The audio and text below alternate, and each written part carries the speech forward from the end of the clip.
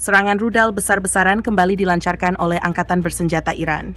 Kali ini sasaran utama mencakup Tel Aviv, Yerusalem, dan sejumlah wilayah lain di Palestina yang diduduki.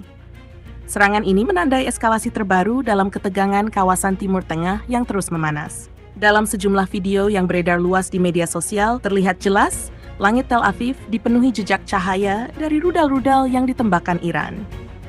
Ledakan demi ledakan terdengar menggelegar, menghantam berbagai titik strategis di kota tersebut.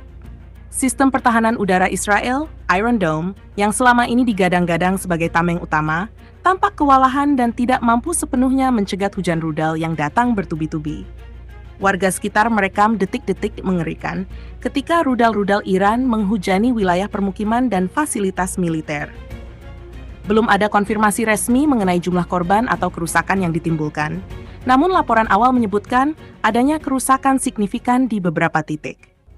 Serangan ini disebut-sebut sebagai bagian dari respons Iran atas ketegangan yang meningkat dengan Israel. Hingga berita ini diturunkan, belum ada tanggapan resmi dari pemerintah Israel maupun otoritas militer terkait serangan ini. Ketegangan antara Iran dan Israel terus meningkat sejak serangkaian insiden militer di kawasan tersebut.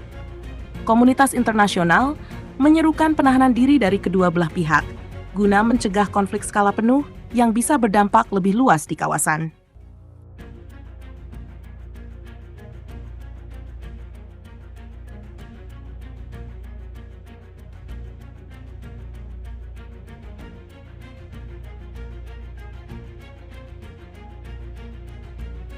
Download Tribun X sekarang, menghadirkan lokal menjadi Indonesia.